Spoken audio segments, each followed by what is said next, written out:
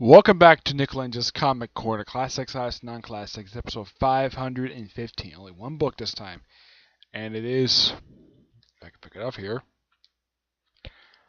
Batman, Volume 3, I Am Bane!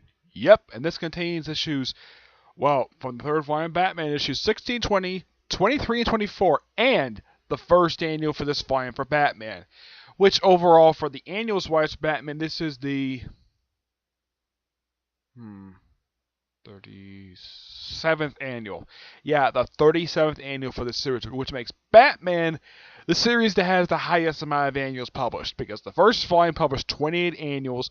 The previous volume before it ended about 2 years ago, they had 4 annuals published, and this one's had 1, so it's 37. Yep. Now, the initial 5 issues of this thing are, the I Am Bane story. Yeah, the way this trade is collected is it has the initial I Am Bane story. 24 comes next because it's the epilogue to the story. 23 is the issue where actually next after 24, it's actually the Batman annual, and then 23.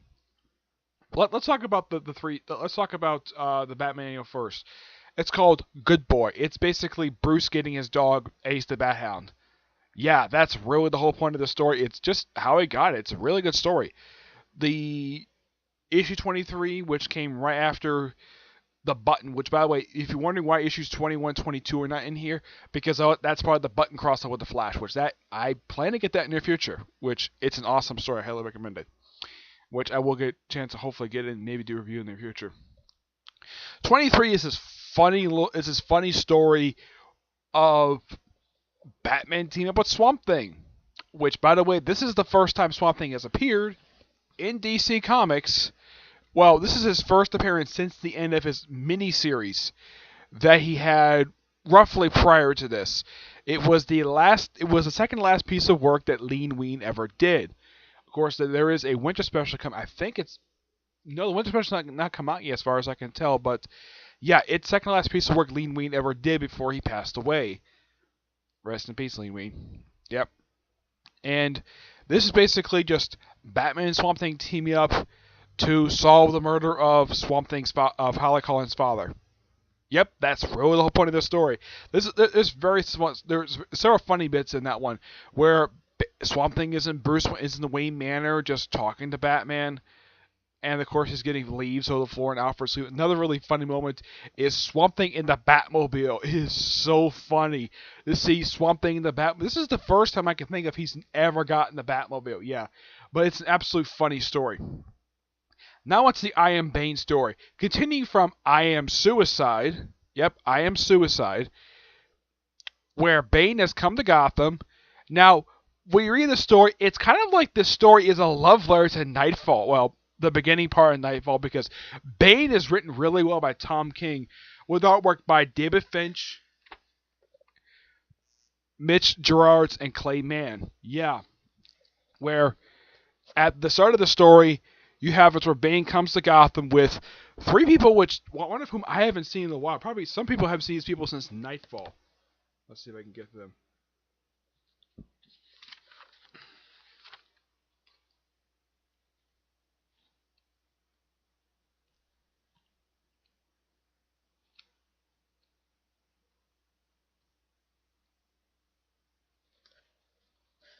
You have Bird, and you have, I don't remember who the other guy is, but these 2 are Bane's henchmen. Yeah. Some might say this story is just a prelude to the Bane Conquest series done by 2 of Bane's creators, Chuck Dixon and Graham Nolan. You can kind of say it is, because it does, it pretty much that's what he does right after this, is just go in that story. Yep. But it's always nice to see Bird, but this is the first time I can think of Bird has been spotted since Nightfall, because these 2 characters I haven't seen in years. It's great the fact Tom King just dug these 2 out of the closet. It's like, yeah, let's put them in the story and have them get beat by Duke Thomas and Commissioner Gordon in just 2 pages. It's kind of funny, but yeah. And then this is kind of reverse in Nightfall. Instead, basically, Batman going through a gauntlet of villains. Bane is going through a gauntlet of villains. Yeah. And who does he go through? Let's see. He goes through... First it's Maxie Zeus. Yep, he is the first one. Yep, Max 2's the first one.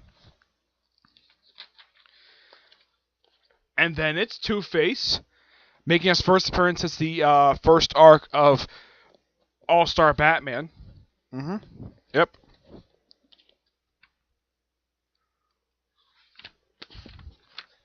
Then we have Solomon Grundy and a guy, I don't know much about this guy, Armagalia. Yeah, we have these two show up. It's always nice to see Solomon Grundy. I don't remember the last time prior to this story even seeing.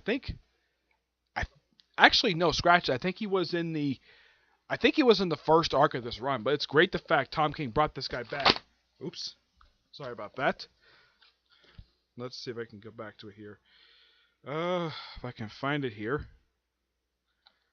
Let's see here. He also runs into Jonathan Crane, the Scarecrow. And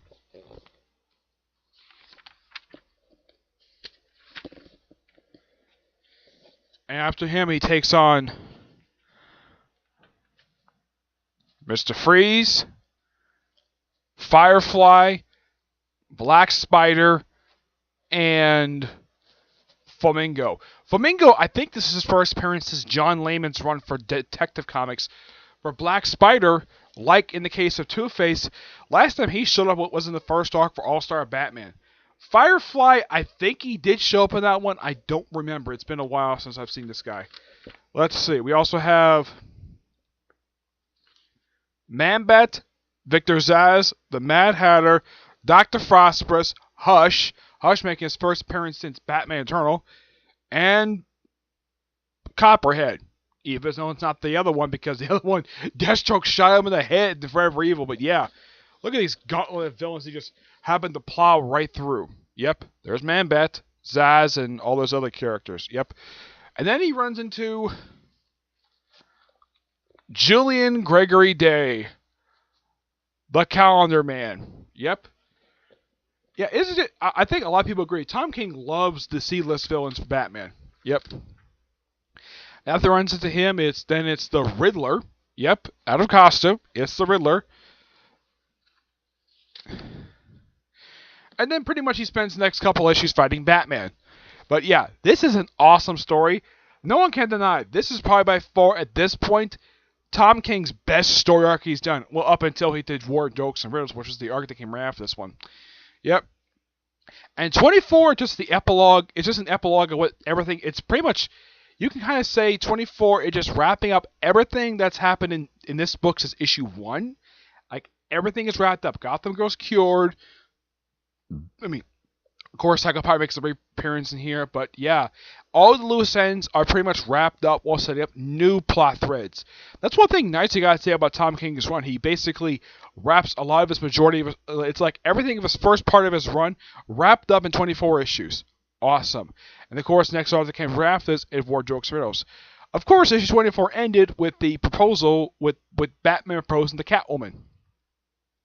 Yep, and this happened roughly like about almost a year ago. This happened. Yeah, it was a bit of a shocker, but some idiot. I remember some idiot last year decided to post this on, decided to spoil this twist online for some stupid reason. I'm like, really? You couldn't wait until the day after the book came out to publish a spoiler? Yeah, this particular spoiler was leaked the day before. And not the first time this has happened. I mean, this is actually one of two things that was spoiled last year because some idiot decided to leak it.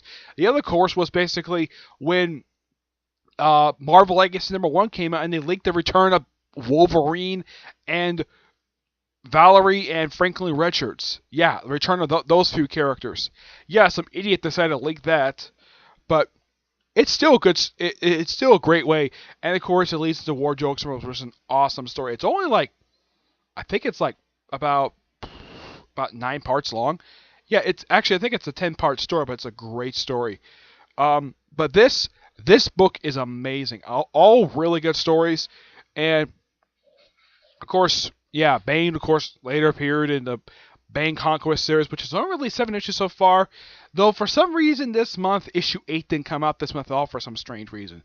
Yeah, I don't know why though. This one, along with Doomsday Clock, is suffering through a delay for some reason. I mean, in the case of Bane Conquest, I've not heard of Reeves. Maybe Graham Nolan's falling behind on schedule. I highly doubt it's Dixon because, as far as I know, for a lot of books he's written, none of them have ever fallen behind the schedule. It's probably Graham Nolan's fault. That's my personal guess. But yeah. But Graham Nolan's still a great artist. Finch, of course, is a great artist as well. But it's great the fact he came back to this book after he did the first story arc. He probably took off for the guy who did it before. I think it was I don't remember the guy's name, but the guy did also War and Jokes for us, and I think he's the current artist right now. But Clay Mann, I think he does the cover, if I'm not mistaken. No, it's David Finch, Danny Miki, and Jordan Bellar, who was the colorist of this thing. Yep. Of course, David Finch also did some inking as well for some of these issues. But it's all really good storytelling for the most part. I'm gonna give this a 10 out of 10. It's awesome. I highly recommend it, especially if you're not only a fan of the Batman, but also Bane himself. Yep. All right, that's it for this episode. Stay tuned for episode number 516, and hopefully, well, who knows when this book will come out when I do this episode, because I'm not getting much new trades right now because the library's not buying much. I'll probably have to buy it. I'm going to be buying the next trade I'm going to review soon. I'll probably get sometime next week, unless, of course, I get some new trades in next week. All right? But until we see you in the next episode, bye.